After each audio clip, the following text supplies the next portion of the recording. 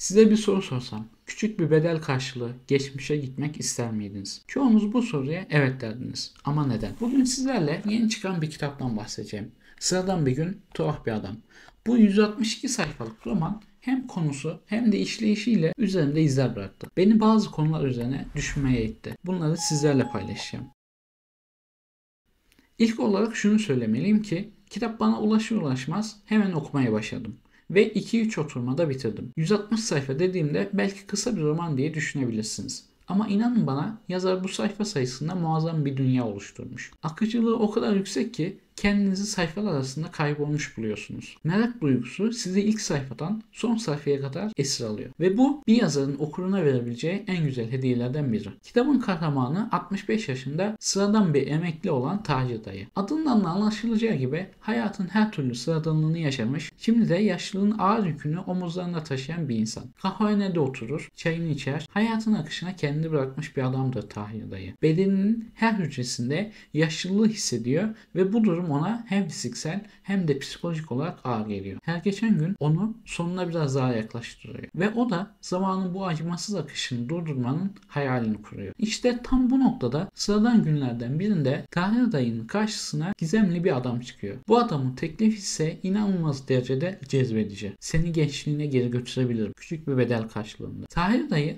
bu teklifi kabul ediyor ve gençlik yıllarına geri dönüyor. Ama tabii ki hiçbir şey göründüğü kadar basit değil. Roman bu noktadan sonra beni çok şaşırttı. Gizemli adamın peşine düşen Tahir dayı kendini insanlık tarihinin en büyük sırlarından birine doğru ilerlerken buluyor. Orta çağın karanlık dehlizlerine uzanan bu yolculuk sadece fiziksel bir macera değil, okuyucu için aynı zamanda bir varoluşsal sorgulama imkanı veriyor. Şimdi gelin bu kitabın bana en çok düşündüren tarafına değinelim. Kitap bize temel bir soru soruyor. Geçmişe gitme şansınız olsa ne yapardınız? Bu soru basit gibi görünse de aslında bana göre içinde muazzam bir felsefi derinlik barındırıyor. Çoğumuz bu soruya ilk anda evet diyeceğiz. Neden mi? Çünkü hepimizin bir pişmanlığı var. Hepimizin keşke dediği anları var. Hepimizin farklı yapabilsek diye düşündüğümüz kararları var. Belki o işi kabul etseydik daha zengin olacaktık. Belki o kişiyle konuşsaydık hayatımız daha mutlu olacaktı. Belki o okulu seçseydik kariyerimiz bambaşka bir yöne gidecekti. Bu belkiler zihnimizdeki sessiz fısıltılar halinde sürekli var olmaya devam ediyorlar. Ama burada çok önemli bir noktayı gözden kaçırıyoruz. Geçmişe gitmek istememizin ardındaki motivasyon aslında şu anımızdan memnun olmayışımız değil mi? Şu anı yaşayamıyor, şu anın kıymetini bilemiyoruz. Sürekli geçmişteki pişmanlıklarımızla ya da gelecekteki hayallerimizle meşgulüz. İleride köşeyi döneceğim diyoruz. Bir gün her şey daha iyi olacak diyoruz. Ama şu anda elimizde olanların değerini görmüyoruz. Kitap bizi çok temel bir gerçekle yüzleştiriyor.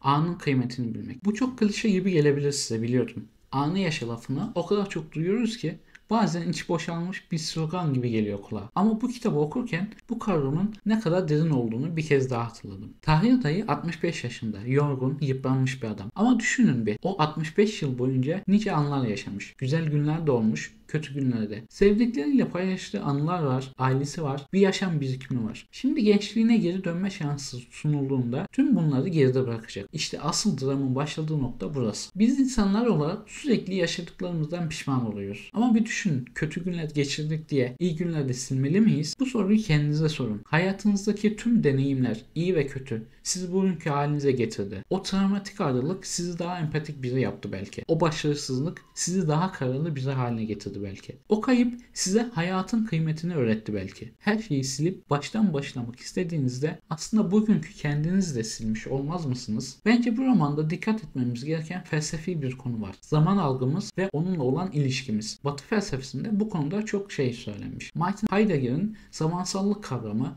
Bergson'un süre anlayışı, hatta Doğu felsefelerindeki şimdiki an vurgusu. İster bunlara dini isimler verin, ister seküler. Tasavvuf geleneğinde İbnül Vakt diye geçer. Budizm'de bilinçli farkındalık denir. Modern psikolojide şimdiki an farkındalığı derler. İsimler değişse de özünde aynı gerçeğe işaret ediyorlar. Geçmişin pişmanlığında ya da geleceğin kaygısında kaybolmak yerine içinde bulunduğumuz anın zenginliğini görmek. Tahir dayının hikayesi bize şunu gösteriyor. Olmayan takılıp olanları kaybetmemeliyiz. Eşim rahmetli oldu.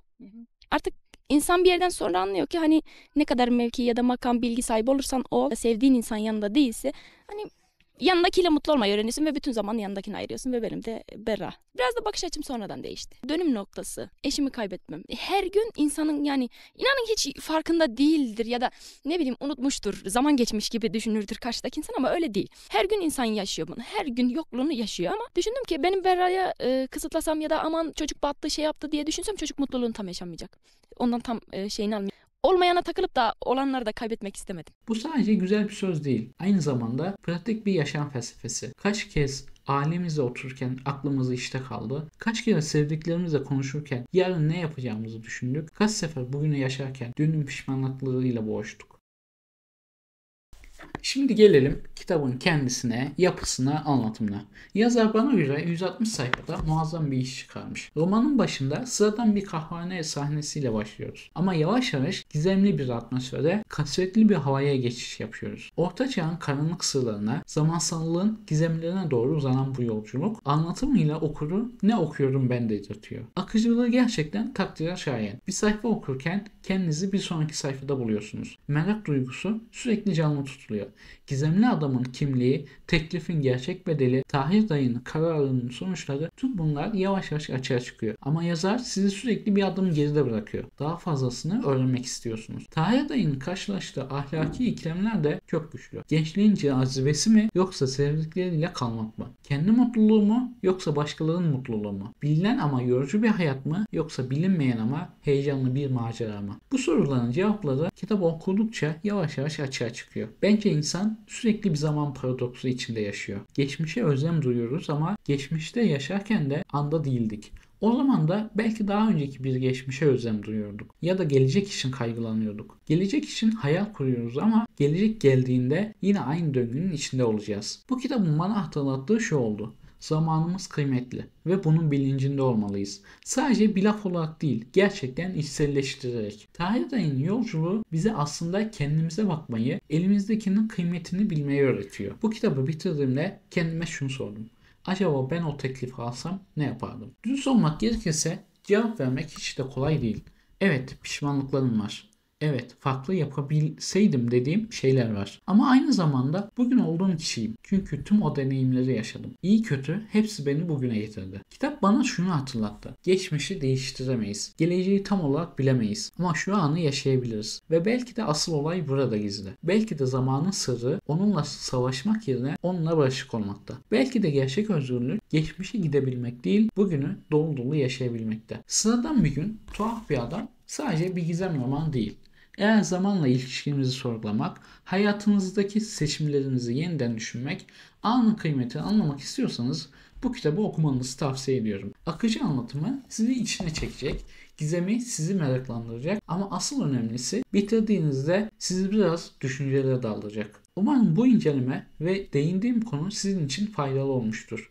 Videoyu beğenmeyi, kanala abone değilseniz abone olmayı unutmayın. Bir sonraki videoda görüşmek üzere. Hoşça kalın, edebiyatta kalın.